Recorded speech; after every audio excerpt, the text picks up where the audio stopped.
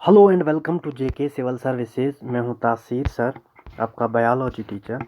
तो ज्वाइन करिए हमारी ऐप को, जहां पर आपको रेगुलर टेस्ट सीरीज़ मिले और पैड बैचेस में भी आप वहां पर ज्वाइन हो सकते हो। उसके बाद ज्वाइन करो टेलीग्राम को, जहां पर आपको रेगुलर पीडीएफ्स और वीडियोस मिल जाएं, और लिंक जो है आपके डिस्क्रिप्शन बॉक्स में है।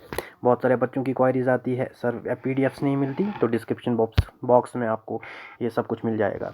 कल जो है हमारा वाइटामिन का लेक्चर नंबर 1 था, जिसमें हम लोगों ने बहुत कुछ पढ़ लिया, और आज हम लोग उसी को कंटिन्यू करेंगे और जो रिलेटेड जो बची हुई हैं उनको ख़त्म करेंगे। और आज हमारा विटामिन का टॉपिक ख़त्म हो जाएगा। चलिए, जो हमने कल पढ़ा उसी को 2-3 मिनट में आपसे कुछ क्वेश्चन पूछता हूँ, जो आपको एग्ज़ाम में पूछे जा सकते हैं 70 to 80% चांसेस हैं। तो पहला क्वेश्चन आपसे क्या पूछा जाएगा? आपको पूछा जाएगा, वाइटामिन को किसने इन्वेंट किया था? वाइटामिन्स को किसने किसने किसने आप बताइए। जी एफ हॉपकिंस ने इन्वेंट किया था। और टर्म किसने दी थी? आप बताएंगे। कहाँ का था वो? वो था पोलैंड का पोलिश केमिस्ट। वही यहाँ पर मैंने लिखा है, पोलिश केमिस्ट कैजिमर फंक। ये आपसे पूछा जा सकता है। उसके बाद आपसे पूछा जा सकता है, क्या वाइटामिन हमारी करती है? नहीं करती है। इसे एज एन एनर्जी यूज़ नहीं किया जाता, बल्कि एक्टिविटीज़ के लिए यूज़ किया जाता है। वाइटामिन्स को कैसे रिप्रेजेंट किया जाता है? कैपिटल लेटर से रिप्रेजेंट किया जाता है।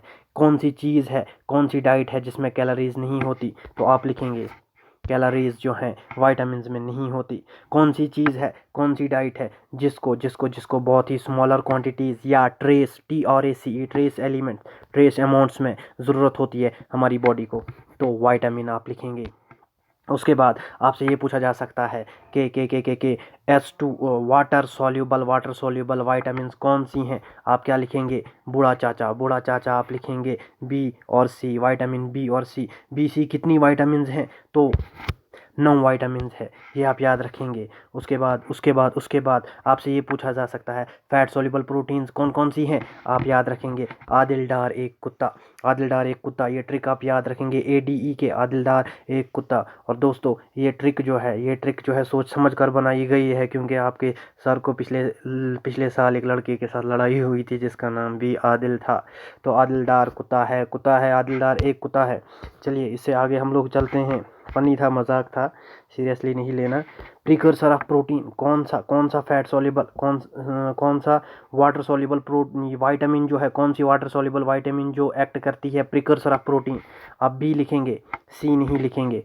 और अगर इन जर्नल आ जाए कि कौन सी प्रोटीन्स हैं, क्या वो वाटर सॉल्युबल है या फैट सॉल्युबल है, जो प्रिकर्सर एक्ट करती हैं, तब आप लिखेंगे वाटर सॉल्युबल प्रोटीन्स। ये आपको समझ आ गया होगा, होप। चलिए, उसके बाद आपसे क्या पूछा जा सकता है? विटामिन ए का केमिकल नाम।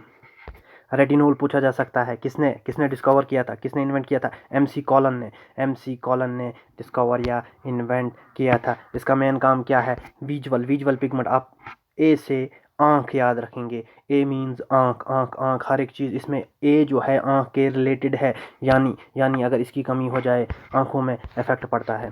डिजीज़ आप याद रखेंगे, नाइट ब्लाइंडनेस, ज़ेरोप्थेल्मिया होता है ड्राइनेस, और टेरर इन्फेक्शन। बाकी सोर्स आपसे कोई नहीं पूछेगा, क्योंकि सोर्स जो है हर एक जगह मैक्सिमम में सेम ही है। विटामिन की डेफिशिएंसी में वेजिटेबल ज़्यादा इस्तेमाल किया जाता है, तो ये आप याद रखेंगे। उसके बाद क्वेश्चन पूछा जा सकता है क्या आपसे क्वेश्चन ये पूछा जा सकता है कि हमारी बॉडी जो है कौन सी डाइट जो है या कौन सी चीज़ जो है खुद नहीं बना पाती? आप लिखेंगे, अगर ऑप्शन होगा प्रोटीन्स, वाइटामिन, कार्बोहाइड्रेट, तो आप वाइटामिन पे टिक मार के आ जाएंगे।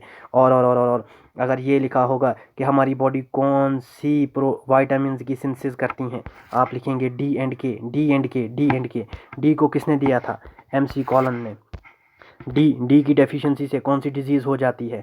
बच्चों के केस में रैकेट्स, बड़ों के कोई केस में ऑस्टियोमलेशिया, यानी हड्डियाँ कमज़ोर हो जाती हैं। आपसे ये पूछा जा सकता है, विटामिन डी जो है वो कितने टाइप्स की हैं? 2, एर्गोकैल्सिफेरॉल और चोलीकैल्सिफेरॉल। ठीक है दोस्तों, तो बस इतना हमने कल पढ़ा था। चलिए, आपको रैकेट्स दिखा देते हैं फिगर के थ्रू। हाँ जी, ये देख लीजिए, ये बच्चों में ये देख लीजिए, टांगें जो हैं टेढ़ी हो जाती हैं। किसकी वजह से? रैकेट्स की वजह से, विटामिन डी की एफिशिएंसी की वजह से। ठीक है दोस्तों, ये भी आपने देख लिया। और यही सिमिलर यही है ऑस्टियोमलेशिया भी जो है यही है, लेकिन ये बड़ों के केस में होता है, छोटों के केस में रैकेट्स, बड़ों के केस में ऑस्टियोमलेशिया।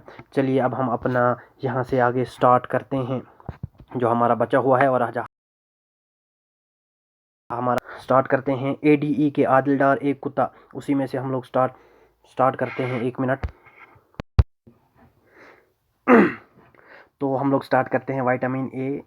बहुत डिस्टरबेंस हो जाती है, एक फ्रेंड आया हुआ था, तो चलो हम लोग अब कंटिन्यू करते हैं, छोड़िए इन बातों को। विटामिन ए, विटामिन ए का नाम, सॉरी विटामिन ई का नाम जो है टोकोफेरोल है। टोकोफेरोल आप नाम याद रखेंगे। और विटामिन ए जो है, विटामिन ई जो है इसमें 8 टाइप्स ऑफ टोकोफेरोल होते हैं। कितने टाइप्स के? 8। विटामिन ए है, सॉरी विटामिन ई है, न जाने क्यों बार बार यही निकल रहा है ए। तो विटामिन ई जो है इसमें 8 टाइप्स के टोकोफेरोल है, जिसमें अल्फा टोकोफेरोल मोस्ट कॉमन है। अल्फा टोकोफेरोल मोस्ट कॉमन है। नाम पूछा जा सकता है। और कौन सा कॉमन है? Alpha tocopherol. उसके बाद अगर इसकी डेफिशिएंसी हो जाए, कौन सी डिजीज़ हो जाएगी? तो लेस फर्टिलिटी। लेस फर्टिलिटी क्या होता है? What is less fertility? Means औरतों में जो है बच्चे जो हैं, मतलब बच्चे पैदा करने की एबिलिटी कम हो जाना, ख़त्म हो जाना, चाहे मर्द में हो जाए चाहे औरत में हो जाए। वो क्यों होती है? Due to deficiency of vitamin E. और भी कुछ डिजीज़ हो जाते हैं, जैसे कि न्यूरोमस्कुलर पैथोलॉजीज़, मतलब दिमागी कुछ डिजीज़ भी हो सकती हैं।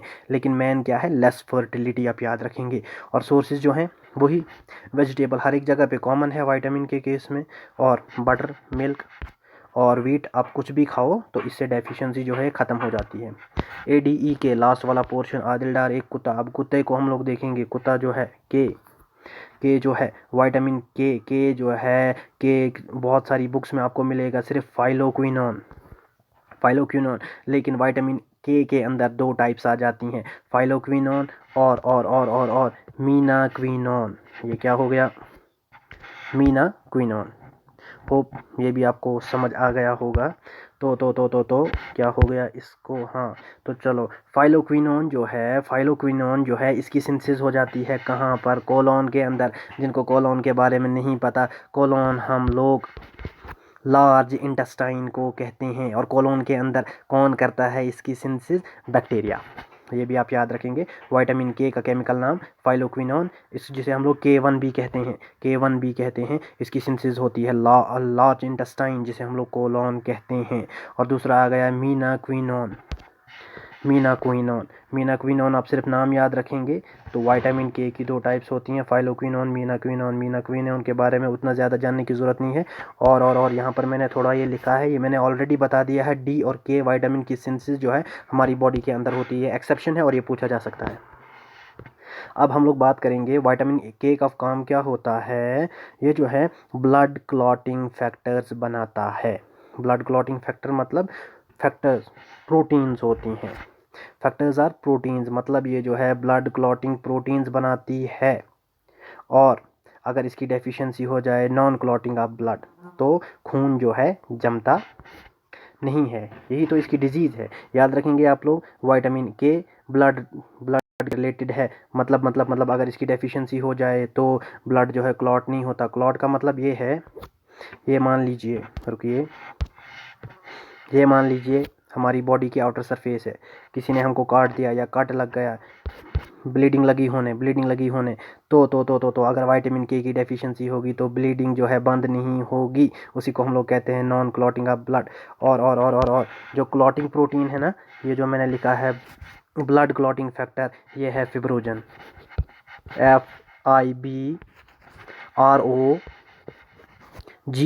FIBROGEN, आप याद रखेंगे फिब्रोजन। ये ब्लड क्लॉटिंग प्रोटीन है। लगभग 13 ब्लड क्लॉटिंग प्रोटीन्स है, जिनमें से फिब्रोजन भी एक है। और फिब्रोजन की सिंथेसिस होती है लिवर। लिवर के अंदर आप लोग याद रखेंगे। और आप लोग याद और भी रखेंगे एक चीज़, क्या, ये जो है इसका सोर्स जो है वेजिटेबल हर जगह कॉमन, सोयाबीन और टमाटो। सोर्स आपसे कोई नहीं पूछेगा, आपसे जो है सिंपली यही पूछा जाएगा विटामिन का केमिकल नाम क्या है, कहाँ पर सिंथेसिस होती है, कितने टाइप्स की होती हैं और डिजीज़ कौन सी होती है। बस इसके अलावा आपसे कुछ नहीं पूछा जा सकता। यहाँ पर मैंने दोस्तों, यहाँ पर देखिए एक और मैंने चीज़ ऐड की है, वारफेरिन जो है ये बिल्कुल सिमिलर होता है, बिल्कुल सिमिलर विटामिन के जैसा। देखो एनालॉग होता है सिमिलर होना, इसका स्ट्रक्चर वारफेरिन का बिल्कुल विटामिन के जैसा ही होता है। स्ट्रक्चर आप कहाँ देखोगे, मेरा कहने का मतलब है केमिकल फार्मूला जब आप केमिस्ट्री में देखते हो तो बिल्कुल सिमिलर होंगे। और लेकिन वारफेरिन का यूज़ किया जाता है as a rat poison, rats को मारने के लिए जहर। और क्लिनिकली यानी क्लिनिक्स में इसका यूज़ किया जाता है एज एन एंटीकोगुलेंट समझते हो ना, कोगुलेशन होता है जम जाना, एंटीकोगुलेंट होता है जमने से फिर से उसको वापस ले आना लिक्विड फॉर्म में, उसी को हम लोग कहते हैं एंटीकोगुलेंट।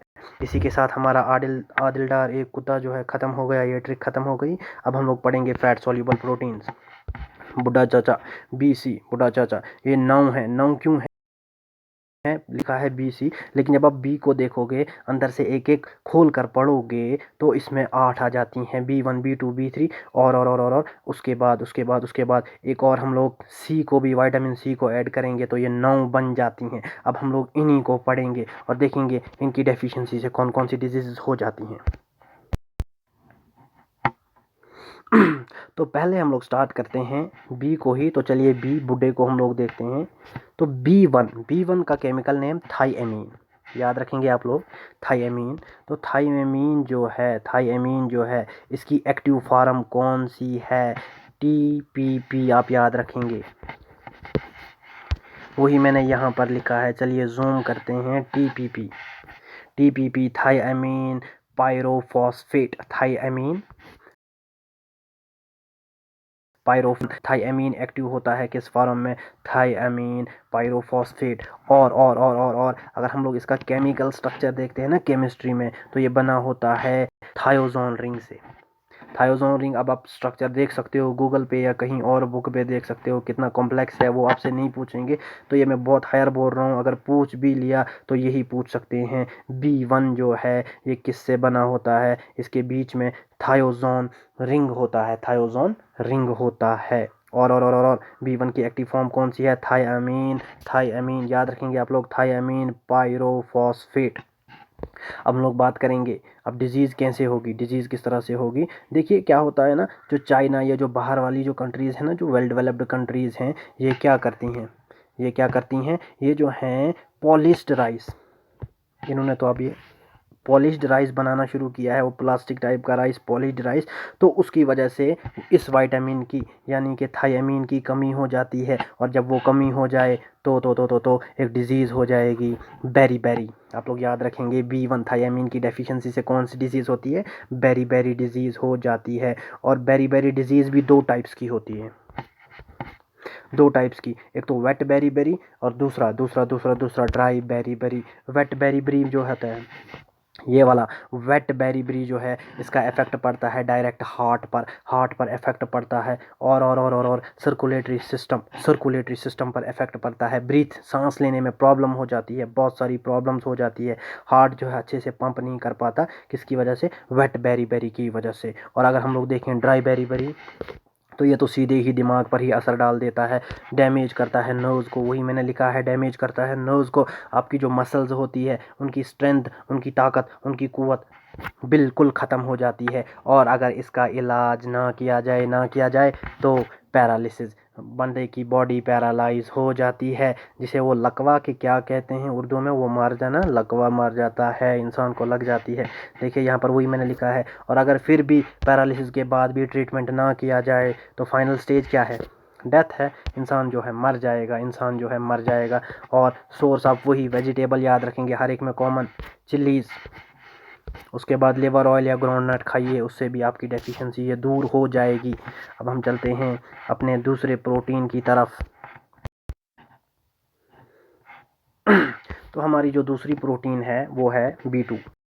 B2 का नाम राइबोफ्लेविन। B2 का केमिकल नेम क्या है?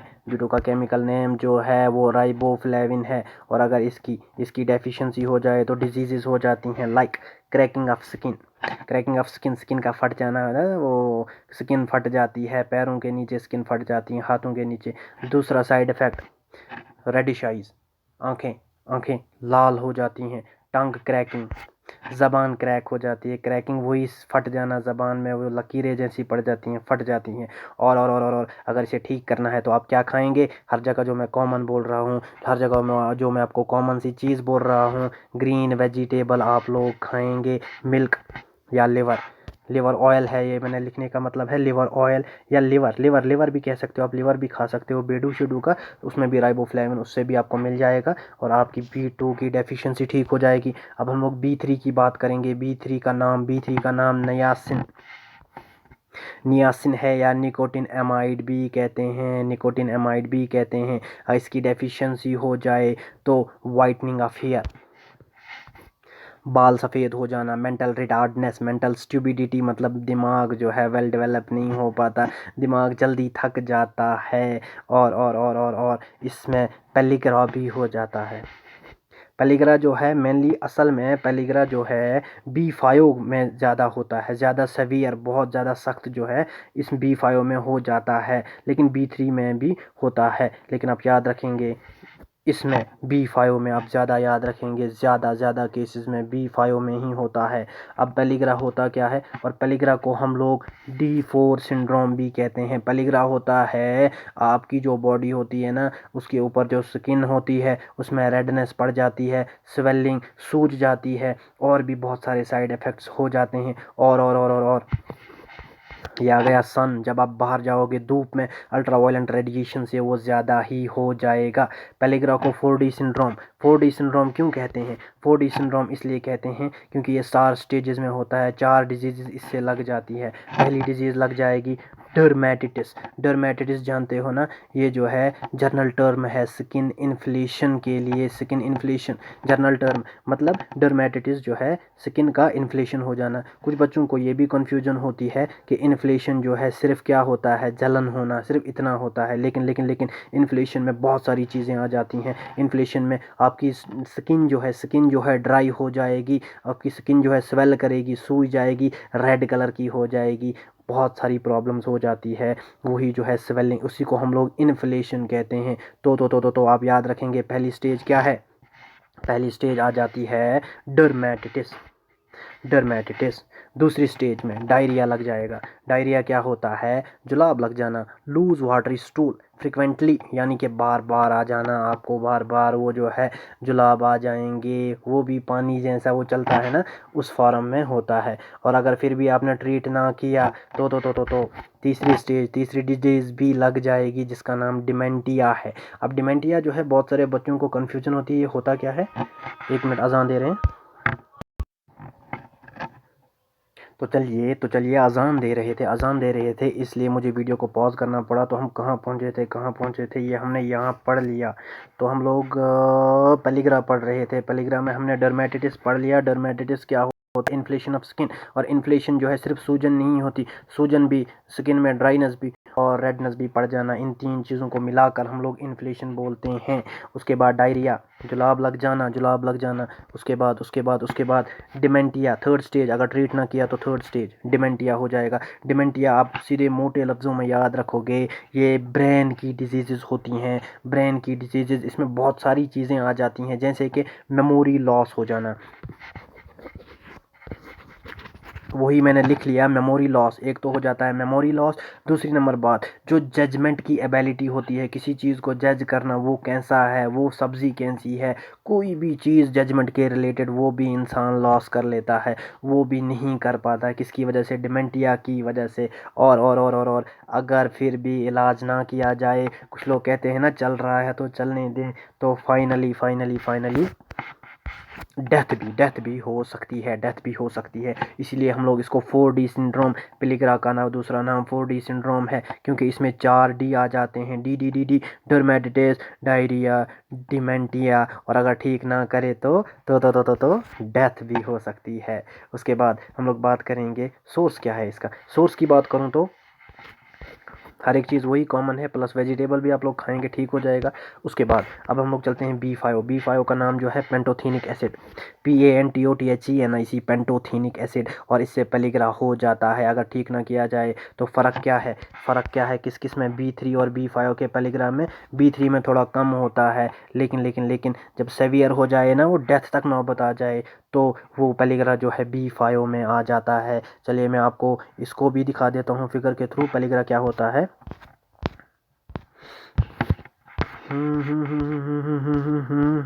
ये देख लीजिए पेलिग्रा की, देखिए क्या हालत हुई है इसकी। तो शायद ये सन में बाहर चला गया है, अल्ट्रा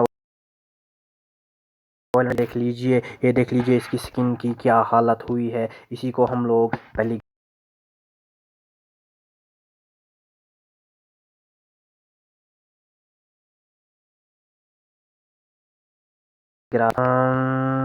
B6, हाँ जी। चलिए अब हम लोग B6 को देखेंगे।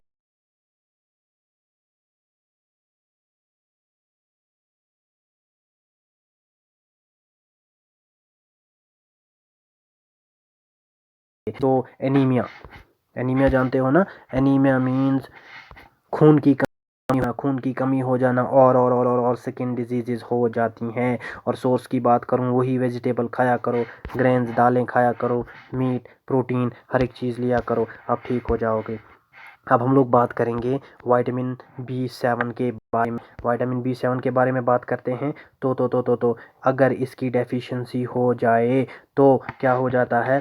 पैरालिसिस, बॉडी पैरालाइज हो जाना, लकवा मार जाना, बॉडी पेन, हेयर फॉलिंग, बाल झड़ जाते हैं। और इसका सोर्स जो है मीट है, एग है, या मिल्क है, आप लोग ये याद रखेंगे। उसके बाद अगर मैं यहाँ पर एक और बात करूँ तो B7 की डेफिशिएंसी जो है ना वो कैसे होती है? विटामिन B7 की डेफिशिएंसी फूड की वजह से नहीं होती।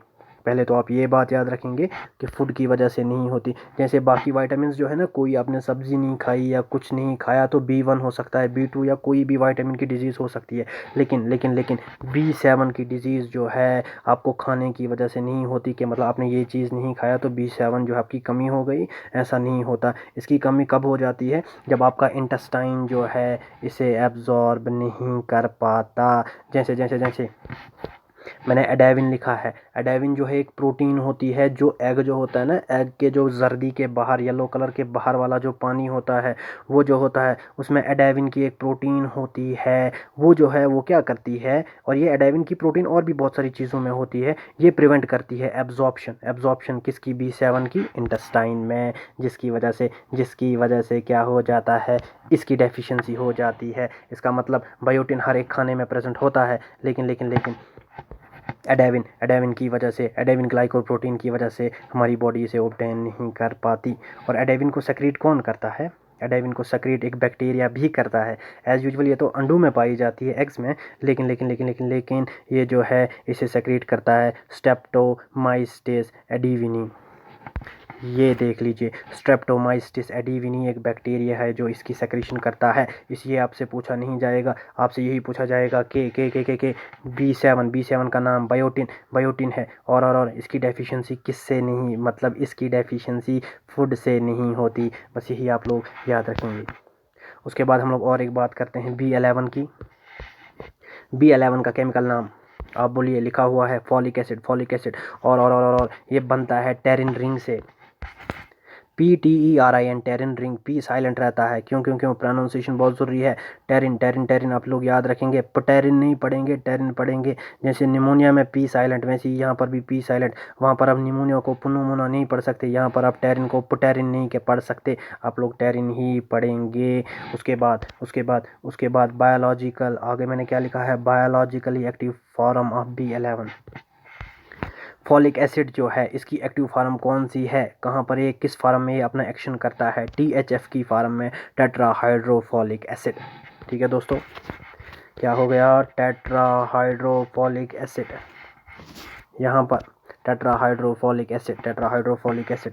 तो चलिए, ये भी होप आपको समझ आ गया होगा। कुछ इसमें रहा तो नहीं, लगभग सारा पढ़ लिया है।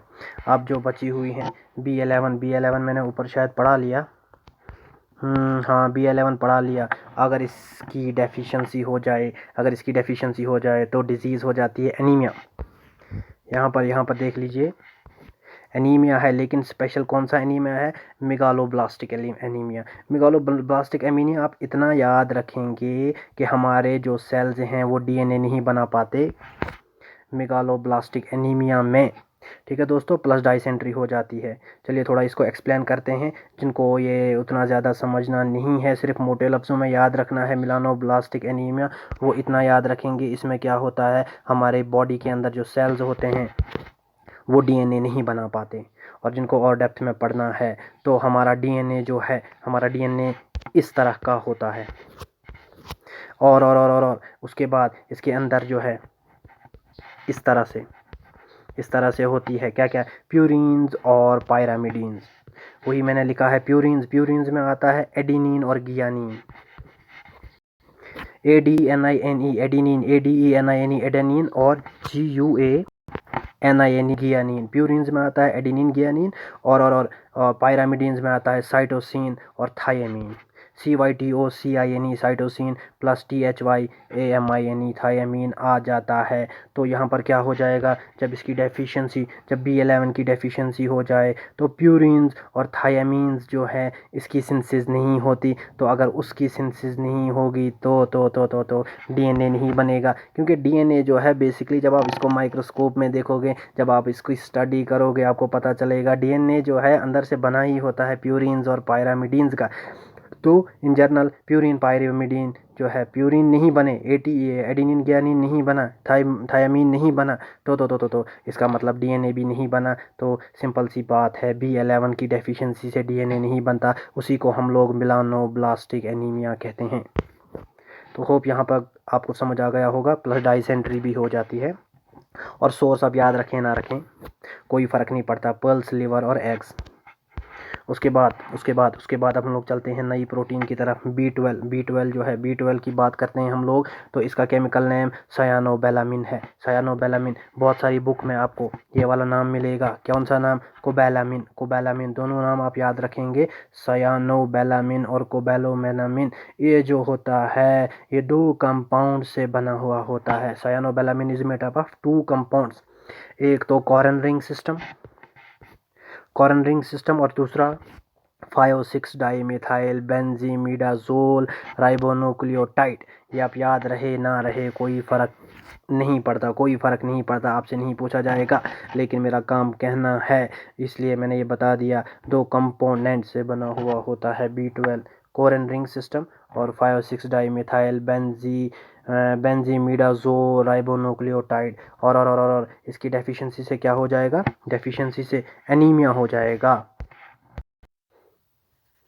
क्या हो जाएगा? एक तो एनीमिया हो जाएगा, दूसरी नंबर बात जॉइंटिस हो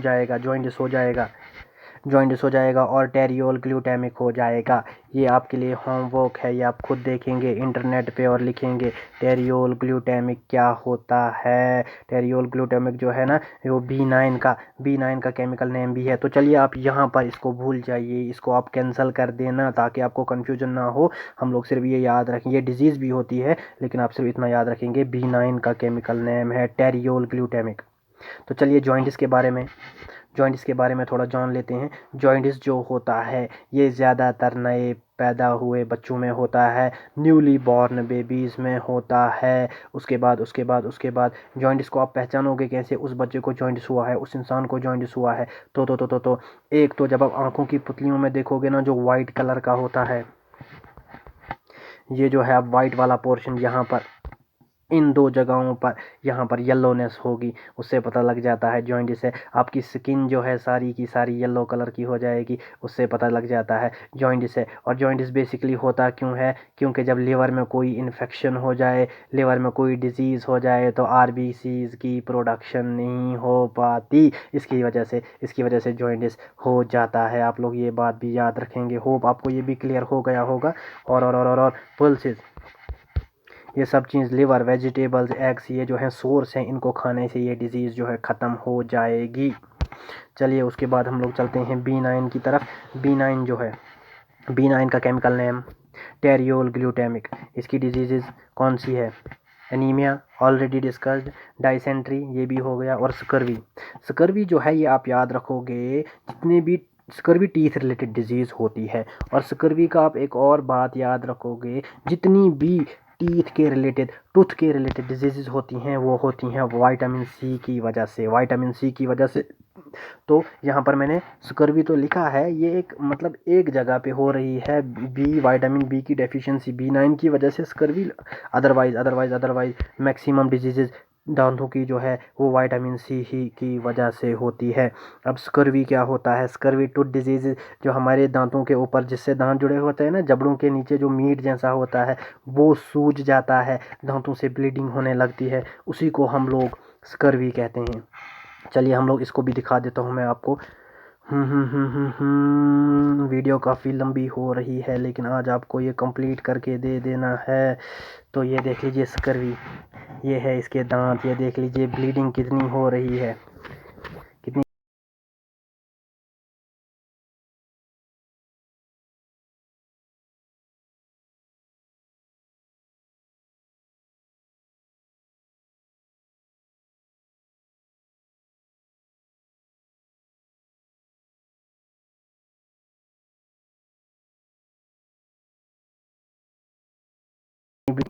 तो विटामिन सी का केमिकल नाम एस्कॉर्बिक एसिड। एंटी स्कर्वी मतलब अगर अगर अगर विटामिन जो है, विटामिन सी जो है काफ़ी अच्छी है आपकी बॉडी में, काफ़ी एफिशिएंट है, काफ़ी अच्छी है, सफिशेंट है, काफ़ी है, तो आपको स्कर्वी नहीं होगी, वो दांतों की डिजीज़ नहीं होती। इसीलिए एस्कॉर्बिक का मतलब ही होता है एंटी स्कर्वी। ठीक है दोस्तों। और एक और इम्पॉर्टेंट बात की बात करूं तो इसे जो है डिस्कवर किया था हॉल्स्ट ने। ये बात आप याद रखेंगे, हॉल्स्ट ने इसे डिस्कवर किया था। जो वर्टिब्रेट्स जो होते हैं ना, वर्टिब्रेट्स जानते हो व्हाट इज वर्टिब्रेट्स? जिनको पता नहीं है फिर भी बोल देता हूँ, वर्टिब्रेट्स मोटे लफ्ज़ों में। वर्टिब्रेट और इनवर्टिब्रेट क्या होता है? वर्टिब्रेट वो हुए जिनकी रीढ़ की हड्डी, कमर की हड्डी होती है, ह्यूमन बींग्स एग्जांपल है। और इनवर्टिब्रेट्स वो हुए जिनके कमर की हड्डी नहीं होती, और अगर होगी भी वेल डेवलप्ड नहीं होगी, तो उसको कुछ नोटोन के कुछ कहते हैं, नोटोन शायद कहते हैं, मुझे अच्छे से याद नहीं आ रहा है। तो फ़र्क यही है, वर्टिब्रेट्स वो जिनकी कमर की हड्डी होती है, वो इनवर्टिब्रेट्स वो जिनकी कमर की हड्डी नहीं होती। कमर की हड्डी नहीं होती जैसे कि वो होते हैं एमीबा, शमीबा, पैरामीशिया, मतलब वो अर्ली वाले होते हैं। इनवर्टिब्रेट्स में अर्ली ऑर्गेनिज्म जो मसा मसा पहले इवॉल्व हो रहे थे, हाँ, जब हमारी ज़मीन बनी थी, अर्थ बनी थी, उस टाइम उनको इनवर्टिब्रेट्स कहते हैं। और वर्टिब्रेट्स जिनकी रीढ़ की हड्डी होती है। होप ये भी आपको समझ आ गया होगा, बहुत ही आसान लैंग्वेज में समझाने की कोशिश की है मैंने। तो विटामिन सी जो है इसे ह्यूमन सिंथेसाइज नहीं कर पाते, ह्यूमंस नहीं बना पाते, बर्ड्स भी नहीं बना पाते। और प्राइमेट्स जैसा कि मैंने बोला, इनवर्टिब्रेट्स जो मसा जब ज़मीन बढ़ रही थी तब के ऑर्गेनिजम्स को हम लोग प्रीमेट्स कहते हैं। प्रीमेट्स यानी पुराने पुराने पुराने लोग, उनसे भी इसकी सिंथेसिस नहीं होती। क्योंकि वजह क्या है, क्यों नहीं बन पाती, क्यों नहीं बन पाती? तो आप ये जान लीजिए, इसकी सिंथेसिस के लिए एक एंजाइम बहुत ज़्यादा ज़रूरी है। वो अगर हमारी बॉडी में होगा तभी सिंथेसिस होगी, और अगर नहीं होगी तो हमारी बॉडी में वो एंजाइम नहीं होता, जिसका नाम ये है एल ग्लूनो गामा। गामा, इसको गामा पढ़ते हैं, एल ग्लूनो गामा लैक्टोन ऑक्सीडेज। आप ये एंजाइम थोड़ा बहुत रट के याद कर लीजिए कि एस्कॉर्बिक एसिड जो है हमारी बॉडी में क्यों नहीं बनता, क्योंकि हमारी बॉडी में एक एंजाइम नहीं होता जिसका नाम एल ग्लूनो गामा लैक्टोन ऑक्सीडेज है। तो चलिए ये भी हो गया। अब हम लोग देखते हैं इसकी डेफिशिएंसी से कौन सी डिजीज़, जैसे कि मैंने आपको बता दिया, सी को आप याद रखेंगे। सी से जब भी होगा दांतों के रिलेटेड, टूथ टूथ के रिलेटेड ही, टीथ के रिलेटेड ही डिजीज़ होंगी, लाइक स्कर्वी पहले ही बता दिया, दांतों में क्या हो जाता है, ब्लीडिंग हो जाती है, उसके बाद वो ऊपर से जो मीट जैसा होता है वो सूज जाता है, स्वेलिंग हो जाती है, वही मैंने लिखा है। स्वेलिंग ऑफ गम्स जो है ना, जो अभी मैंने नीचे आपको दिखाया वो, और ब्लीडिंग गम्स। गम्स की ब्लीडिंग हो जाना, खून निकलता है गम्स से।